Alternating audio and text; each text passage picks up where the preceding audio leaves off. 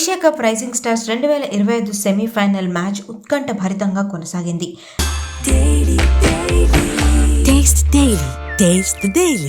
బంగ్లాదేశ్ భారత్ మధ్య జరిగిన ఈ మ్యాచ్లో ఆఖరి బాల్ వరకు ఎవరు గెలుస్తారో లేదో కూడా అస్సలు తెలియలేదు. 194 పరుగులతో మ్యాచ్ డ్రాగా ముగిసింది. సూపర్ ఓవర్లో టీమిండియా ఓడిపోయింది. దాంతో బంగ్లాదేశ్ ఫైనల్కు చేరింది.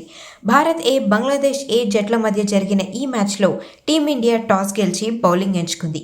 తొలుత బ్యాటింగ్కు వచ్చిన బంగ్లాదేశ్ 20 ఓవర్లలో 6 వికెట్ల నష్టానికి 194 పరుగులు చేసింది. భారీ టార్గెట్తో బరిలోకి దిగిన టీమిండియా మొదట్లోనే చెలరేగింది.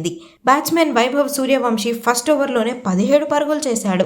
వైభవ్ 38, పియాజ్ 44 పరుగులు చేసి అవుట్ అయ్యారు. వికెట్స్ పడుతున్నప్పటికీ కూడా టీమిండియా రన్స్ చేస్తూ ముందుకు కొనసాగింది.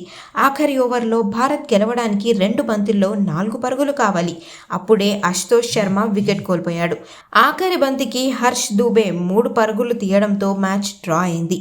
సూపర్ ఓవర్లో తొలుత బ్యాటింగ్కు వచ్చిన భారత్ తొలి బాల్కే కెప్టెన్ జితేష్ శర్మ వికెట్ కోల్పోయింది. ఆ తర్వాత బంతికే అశుతోష్ శర్మ అవుట్ అవ్వడంతో 0 రన్స్ వచ్చాయి.